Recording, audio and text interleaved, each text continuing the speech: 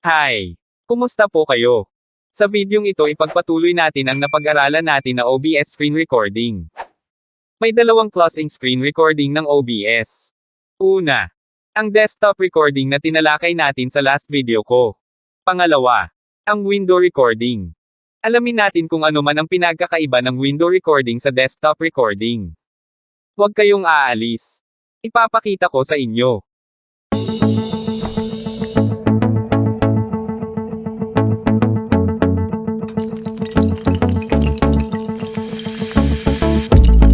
You're watching Mang Jose Online TV. Here's your host, June Agan. Welcome back to Mang Jose Online TV. Ako si June Agan. Pag-aaralan natin ang window recording sa OBS. Kung ano ang kaibahan at kung ano ang gamit nito. Kung hindi ka pa nakapag-subscribe sa channel ko, just click the subscribe button below at click the notification bell para maging bahagi ka sa ating tips, tricks, and tutorials. Okay, let's start.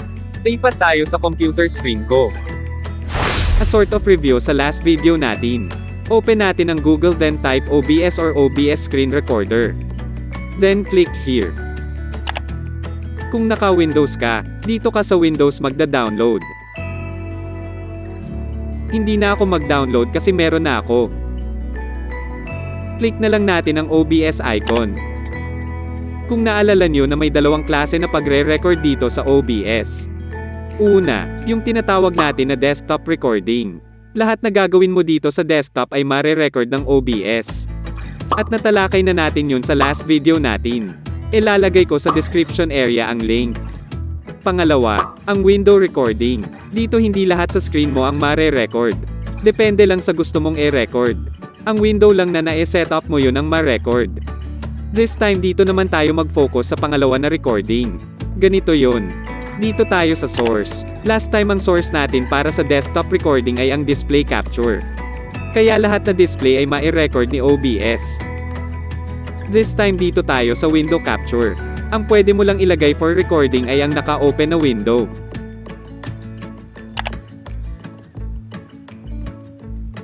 Pwede natin ito i-rename. Kaya dito wala tayong mailagay dahil wala akong window na naka-open.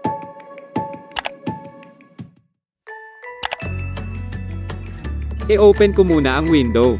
Wag mo siyang i-close or kahit minimize. Kasi mawawala ang nire-record mo.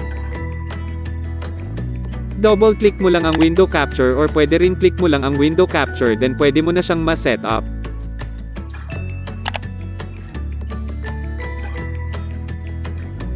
Since ang Google Chrome ang open na window, so siya rin ang nakikita dito sa setting natin.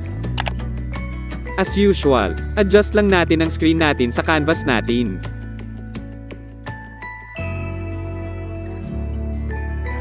Tapos may napansin kayong gawang o gap dito sa baba, dahil yan sa ating taskbar na hindi kasali sa kanyang recording. So dapat i-hide natin. Follow my cursor.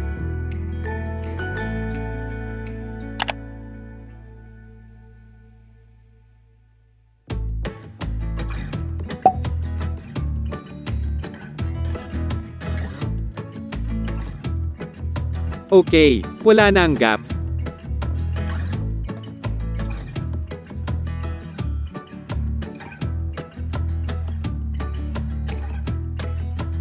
Dahil hindi pwede i-minimize ang window, gagamit tayo ng Alt plus Tab para makalipat tayo sa ibang windows.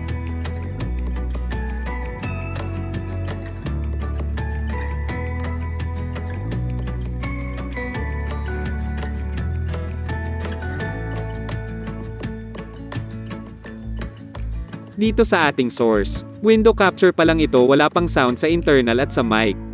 Depende yan sa recording mo kung need ng sound at mic o hindi.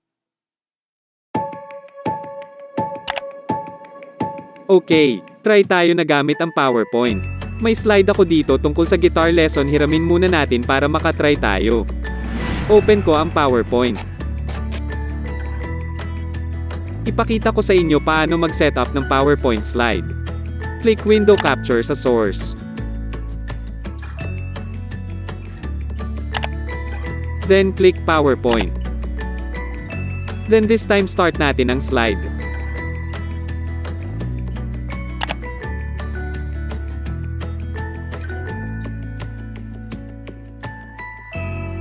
Click Window Capture. Then click PowerPoint, this time click the lesson. Iba ang PowerPoint window kaysa PowerPoint slide. Panoorin mong mabuti. Subukan na natin mag-record. Click Start Recording. Minimize OBS Studio.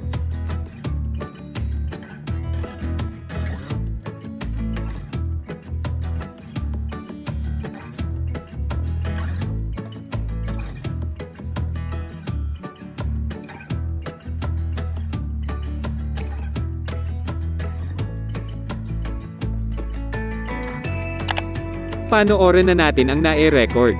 Mapapansin nyo na yung pinagbubuksan ko na window habang nagre-record ay hindi nasasama sa recording.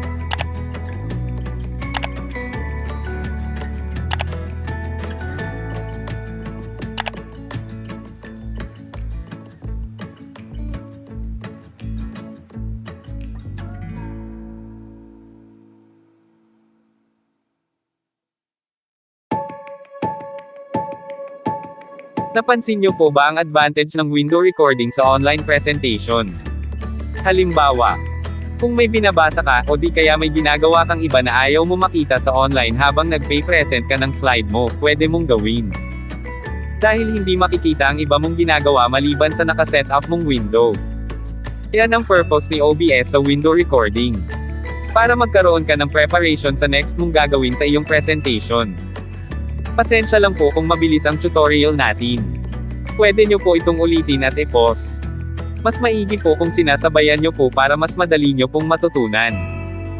Ang next nating i-learn kung paano natin gamitin ang camera natin sa screen recording. How to use webcam in OBS. Kung nakakatulong ang videong ito sa inyo, just click thumbs up.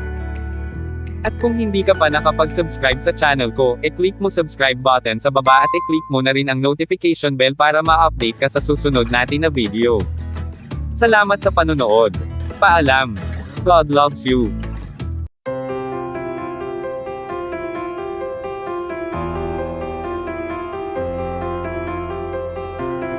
Thank you for watching Mang Hosey Online TV. Don't forget to like this video and subscribe. See you on next episode.